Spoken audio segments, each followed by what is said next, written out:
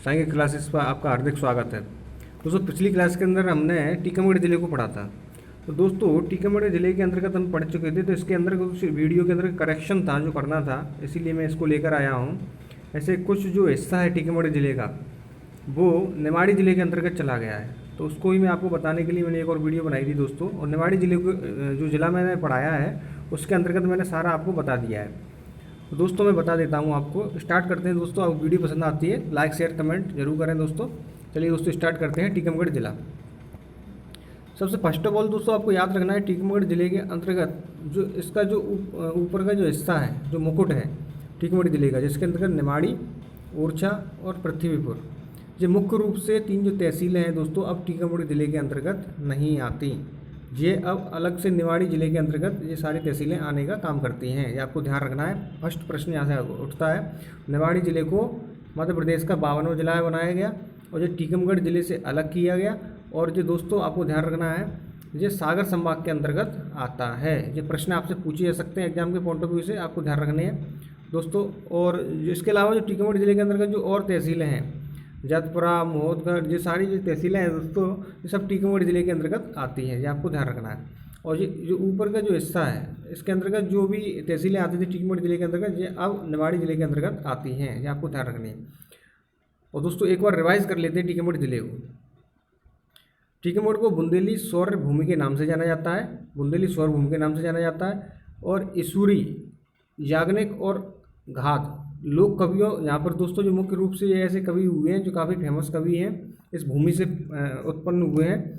और दोस्तों यहाँ पर तालाब और पर्वतों का जिला कहा, टीकमगढ़ जिले को तालाब और पर्वतों का जिला भी कहा जाता है। यहाँ पर अधिक मात्रा में तालाब पाए जाते हैं जो अपने वैज्ञानिक दृष्टिकोण के लिए भी फेमस हैं। इस जिले का जो दोस्तों पूर्व नाम था वो टेहरी नाम से जाना जाता था। इस जिले को टेहरी नाम के जाना जाता था। टीकमगढ़ को जो यहाँ के राजा थे वो रुद्र प्रताप जी थे। ओरछा राज्य के रूप में 1501 में इन्होंने स्थापित किया था, ये आपको ध्यान रखना है। ये मुख्य रूप से दोस्तों यहाँ पर पीतल उद्योग के लिए फेमस है।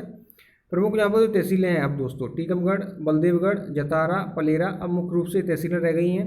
यहाँ पर जो नदी है दोस्तों, बेतवा, दासन, जामनी, बागरी और बरुआ, ये मुख्य रूप से नदी टीकमगढ़ और निमाड़ी दोनों जिले में बहने का काम करती है, ये आपको ध्यान रखना है। प्रमुख खनिज है दोस्तों, डायस्फोर्ट, चूना पत्थर, गोरा पत्थर, रॉक फॉस्फेट, पायरोफ्लाइट, ये आपको ध्यान रखना है। ये मुख्य रूप से यहाँ पर खनिज होते हैं।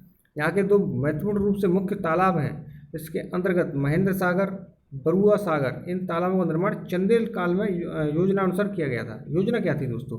योजना थी, ये एक वैज्ञानिक दृष्टिकोण से किया गया था, एक तालाब इधर दूसरा तालाब, तो इनके अंतर्गत इस तरीके से वैज्ञानिक दृष्टिकोण, एक वैज्ञानिक रूपरेखा बनाई गई थी। योजना के तहत ऐसा काम किया गया था कि जो इनका जो वाटर है, जो पानी है, वो अंदरूनी तरीके से ही दूसरे तालाब के अंदर भी जा सकता है, और अगर उसमें पूर्ति कम होती है पानी की तो उसकी पूर्ति भी वो कर सकता है। इसके लिए ये तालाब यहाँ पर फेमस थे दोस्तों, ये आपको ध्यान रखना है। ऐसे बहुत कम दृष्टि से देखे गए हैं भारत में, ये मुख्य रूप से टीकमगढ़ के अंतर्गत ही पाए जाते हैं।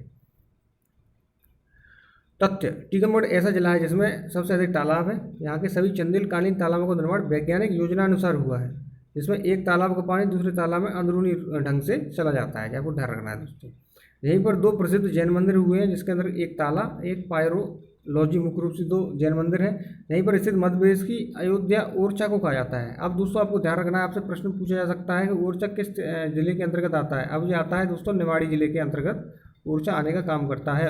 और टीकमगढ़ जिले को काफ़ी क्षति हुई है इसके पर्यटन की दृष्टि से, जो भी इसके द्वारा जो कमाई होती थी इसके जो टीकमगढ़ जिले को, वो सारी अब निमाड़ी जिले के अंतर्गत चली जाएगी, ये आपको ध्यान रखना है।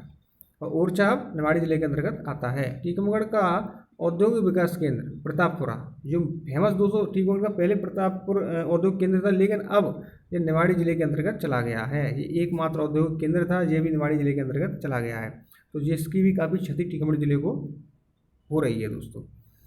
पृथ्वीपुर के यहाँ पर दोस्तों, पृथ्वीपुर जो तहसील है इसके समीप ही अछरू माता का मंदिर है, जो भी आज टीकमगढ़ में स्थित है दोस्तों, आपको ध्यान रखना है। और पृथ्वीपुर भी कहाँ चला गई ये तहसील, जो टीकमगढ़ जिले के अंतर्गत ये भी स्थापित है।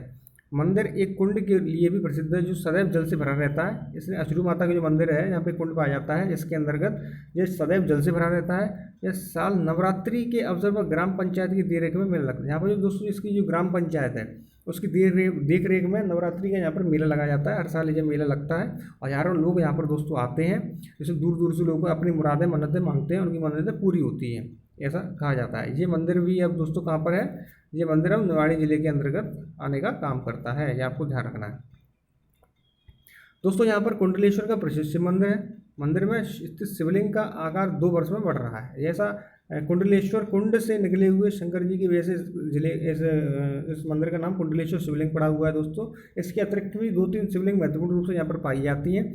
और मंदिर में जो शिवलिंग का जो आकार है, ऐसा बताया जाता है हर 2 वर्ष के अंदर इसमें रूप में परिवर्तन आ रहा है, ये कुछ बढ़ रहा है दोस्तों, जो भी एक आध्यात्मिक तौर पर काफ़ी महत्वपूर्ण है और वैज्ञानिक तौर पर भी एक सोच का प्रमाण है कि जी बढ़ कैसे रहा है। तो ये काफ़ी महत्वपूर्ण दोस्तों मंदिर है। और दोस्तों आगे बढ़ते हैं। ओरछा बेतवा नदी के किनारे बसा हुआ है। बहुत अच्छा प्रश्न है, आपसे कितनी बार एग्जाम पूछा गया है, पूछ सकते हैं। बेतवा ओरछा किस नदी के किनारे बसा हुआ शहर है, तो आपको इसका आंसर लगाना है। ये बेतवा नदी के किनारे बसा हुआ है। मुख्य रूप से यहाँ पर ओरछा का किला, चतुर्भुज मंदिर, मधुकर शाह ने इसका निर्माण करवाया था दोस्तों। यहाँ पर राम मंदिर है, जो लक्ष्मी नारायण मंदिर और जहांगीर महल यहीं पर स्थित है।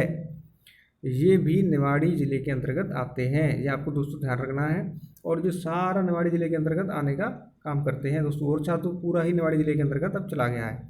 ओरछा में ही बाबा हरदौल का चबूतरा है। अब जो हरदौल का चबूतरा भी दोस्तों ये भी ओरछा में, और ओरछा निवाड़ी जिले के अंतर्गत आता है। तो काफ़ी महत्वपूर्ण स्थलियाँ हैं, ये सारी अब निवाड़ी जिले के अंतर्गत आने लगी हैं। अब ये टीकमगढ़ से सारी जिले से कट गई हैं। तो टीकमगढ़ को काफ़ी धार्मिक और ऐतिहासिक और पौराणिक और कह सकते हैं राजस्वी घाटा भी कह सकते हैं, जो टीकमगढ़ जिले को अब झेलना पड़ रहा है। अब ये इसका फ़ायदा सीधा सीधा निवाड़ी जिले को मिल रहा है। ओरछा में दोस्तों मध्य प्रदेश शासन ने रामायण संग्रहालय साकेत भी स्थापित किया है, ये आपको ध्यान रखना है। यहीं पर एक वृद्ध किला भी स्थित है, ये भी ध्यान रखना है। वीर स्वतंत्रता सेनानी सिरमौर महान चंद्रशेखर आजाद टीकमगढ़ जिले की ओरछा तहसील में कुछ समय के लिए रुके थे। इसका भी दोस्तों आपको ध्यान रखना है कि यहाँ के जो स्वतंत्रता सेनानी थे, इसके अंतर्गत महान चंद्रशेखर आजाद जी आते हैं। तो इन्होंने एक दिन के लिए यहाँ पर शरण ली थी, कुछ दिनों के लिए यहाँ पर रुके हुए थे दोस्तों टीकमगढ़ जिले के, उसके लिए भी ये जिला फेमस है। प्रमुख दोस्तों स्थली की अगर बात कर ली जाए तो यहाँ पर बलदेवगढ़ का किला भी आता है, जो विशाल किला यहाँ का मुख्य आकर्षक है। इस किले का विशाल मुख्य द्वार आकर्षक है। इसके 207 द्वार पाए जाते हैं, जिसके अंतर्गत एक द्वार के बारे में मैंने 1-2 द्वार के बारे में वर्णन किया है। इसके अंदर प्रथम प्रवेश द्वार के पहले पहरेदार कच्चे एवं सकरा पुल जो किले के 3 तरफ बनी हुई खाई को पाटकर अंदर किले में जाता था। खाई में कांटेदार कैक्टस, केवड़ा आदि जली पेड़ लगाए जाते ताकि दुश्मन प्रवेश करे तो पुल पर से नीचे गिर दिया है। मतलब दोस्तों इसके आसपास ऐसे इन्होंने ऐसा निर्माण किया हुआ है कि दुश्मन इसके अंदर प्रवेश ना कर पाए। अगर प्रवेश कर भी जाता है तो उसके लिए कैक्टस और ऐसे जहरीले सर्प वगैरह और कांटेदार झाड़ियाँ लगाई गई, जिसके द्वारा वो किसी भी तरह से अंदर तक आने में सफल ना आ सके। इसलिए इसको अभेद्य किला भी दोस्तों बोला जाता है। अभेद्य मतलब इसको भेदा ना जा सके जिसको, वो किला अभेद्य किला कहलाता है। तो बलदेवगढ़ का किला काफ़ी फेमस किला है, जो आपको ध्यान रखना है। तो दोस्तों इस वीडियो को बनाने का उद्देश्य ये था कि आपको टीकमगढ़ जिले के अंतर्गत जो भी तहसीलें आती थी, जो मुख्य रूप से, वो अब सारी तहसीलें और मुख्य औद्योगिक केंद्र जो टीकमगढ़ जिले के थे, वो प्रतिपुर, ओरछा और निवाड़ी जिले के अंतर्गत ये सारे चले गए हैं दोस्तों। ये आपको ध्यान रखना है, इसलिए मैंने ये वीडियो बनाई थी। पिछली वीडियो में आपको बता नहीं पाया था। तो दोस्तों आपको वीडियो कैसी लगी शेयर और कमेंट के माध्यम से जरूर बताएं, जिससे हम आपके लिए और वीडियो बनाने के लिए प्रोत्साहित हो सके। तब तक के लिए दोस्तों धन्यवाद।